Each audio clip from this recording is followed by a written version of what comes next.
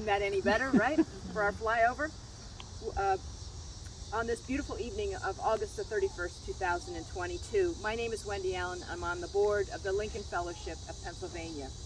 The 100 Nights of Taps Gettysburg 2022 is sponsored by the Lincoln Fellowship of Pennsylvania and the Gettysburg National Military Park in partnership with Taps for Veterans and the Gettysburg Licensed Battlefield Guides. I'm honored to introduce our bugler tonight, Rob Hawk from Bethlehem, Pennsylvania. Our buglers are all volunteers. They come here on their own expense. We've had them as far away. We were just talking from California, Arizona, Ohio, many from Ohio.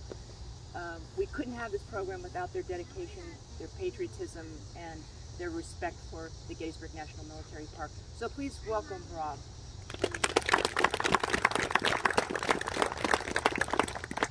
Right now I'd like to introduce Bob Fissel, a great friend to the program. He's been helping us out for how many years now, Bob? My 5th year. All right, 5 years for Bob.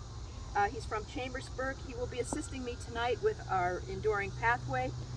He is a 1974 graduate of East Pennsboro High School and a 2002 graduate of York Technical School, and a retired, is that HVAC? Yep.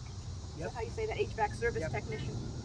He works part-time at the Tilly Pierce House Inn, and he enjoys doing volunteer living history in Gettysburg. He also currently volunteers down at David Will's house. That's correct. Which is great.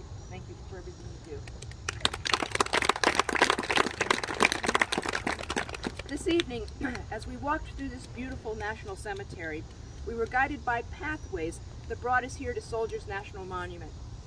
While walking along the pathways, you were surrounded by the graves of the fallen heroes and their enduring stories of sacrifice, sorrow, and extraordinary bravery. And those same pathways converge here to a place where in 1863, President Abraham Lincoln delivered the Gettysburg Address, one of the greatest speeches of all time. Gettysburg National Cemetery's pathways are America's enduring pathways that guide us to our history. For our Enduring Pathway educational segment tonight, we're going to talk about the Gettysburg Address.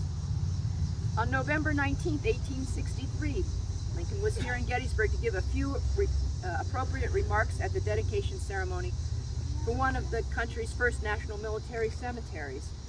Gettysburg had been the site of a 3-day battle in July of that same year, a turning point in the American Civil War.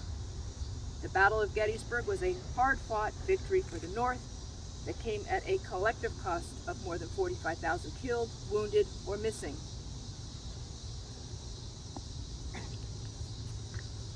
Fourscore and 7 years ago, our fathers brought forth upon this continent a new nation, conceived in liberty and dedicated to the proposition that all men are created equal. Lincoln goes back in time to the Declaration of Independence, signed 87 years before he gave this speech. This founding document defines our national values, which Lincoln summarizes here as liberty and equality for all. We are now engaged in a great civil war, testing whether that nation or any nation so conceived and so dedicated can long endure. Lincoln says that the United States is unique. No country had ever been founded on such high ideals. He says that the Civil War is a test of whether this nation, based on these standards, could survive. We are met here on a great battlefield of that war. We have come to dedicate a portion of it as a final resting place for those who gave their lives, that nation might live. It is altogether fitting and proper that we should do this. But in a larger sense, we cannot dedicate, we cannot consecrate, we cannot hallow this ground. The brave men, living and dead, who struggled here have consecrated it far above our poor power to add or detract. The world will little note nor long remember what we say here. but it can never forget what they did here. Lincoln uses this moment to help the country make sense of the severe loss of life. Why did so many have to die? It must be for the purpose of allowing so many others to gain their freedom. These brave soldiers died to protect American democracy and to provide permanent emancipation for the 4 million enslaved people throughout the nation. Lincoln is attempting to give proper tribute to those who perished and says that their actions speak louder than any words ever could.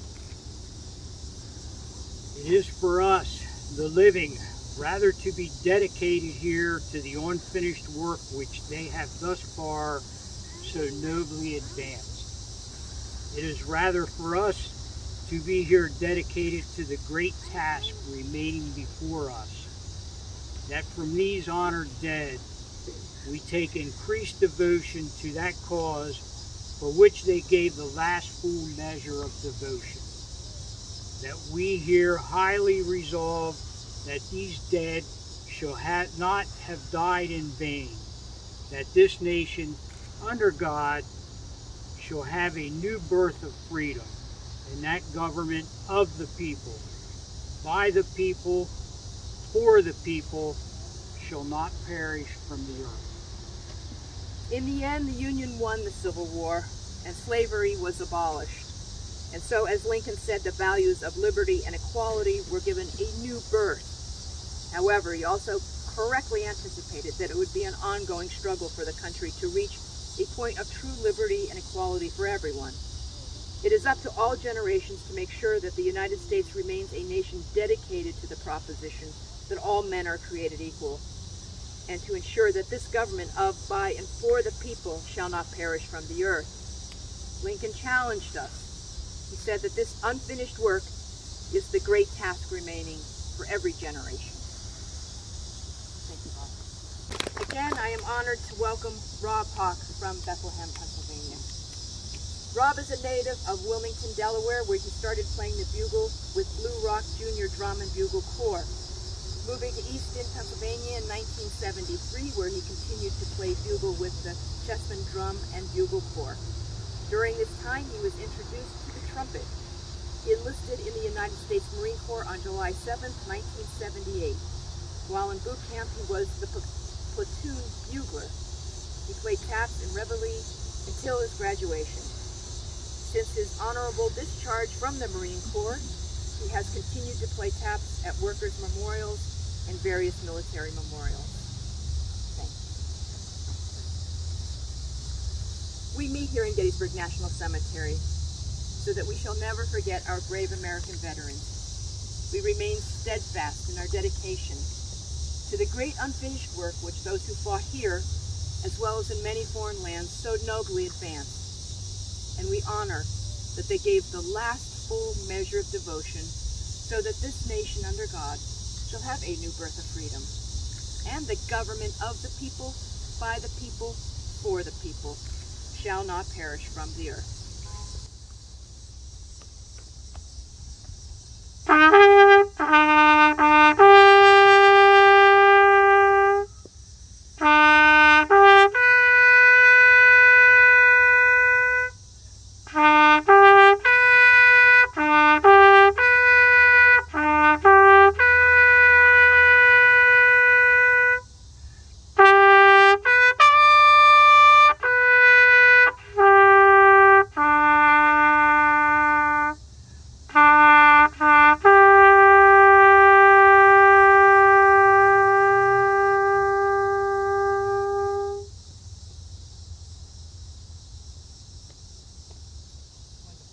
In keeping with the tradition that we started a couple years ago, we are honoring one soldier every evening, and that one soldier comes to represent all the soldiers buried here in Gettysburg National Cemetery. The soldier that we're honoring this past summer, and we're closing in on the end of that, is Sergeant Amos Humiston.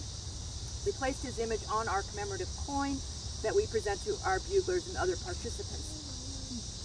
Sergeant Amos Humiston was born in Owego, New York in 1830. At Gettysburg, he fought with Colonel Charles Coster's brigade. He died in the streets of Gettysburg on the first day of the battle, July 1st, 1863. while covering for retreating Union troops coming through town. Humiston's dead body was found clutching an ambrotype portrait, a print on glass, of his 3 young children. So sad. He was buried here as an unknown for 3 months after the Battle of Gettysburg.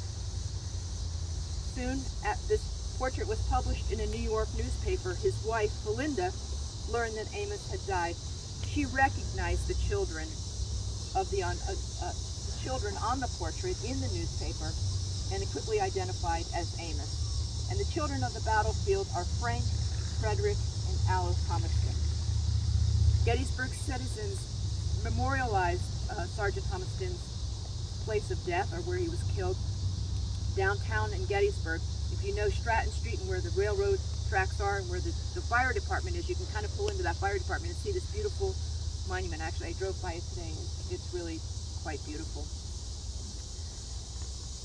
We also placed a small flag on his grave, which is right directly down in the New York section, a small American flag. If you'd like to pay your respects at his grave after the ceremony, please feel free to do so. I would now like to present our coin to our bugler in complete appreciation and honor for you being here. Thank you so much.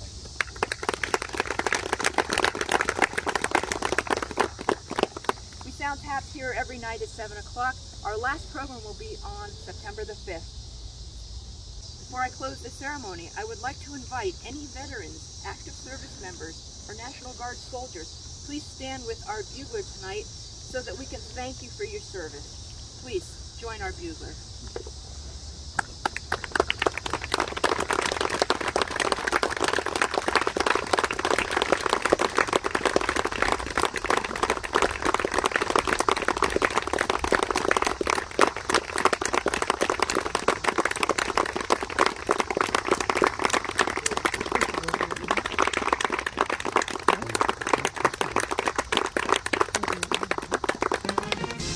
The program tonight was dedicated to Sergeant Amos Humiston. He was born April 26, 1830. He died in July 1st, 1863 at the age of 33.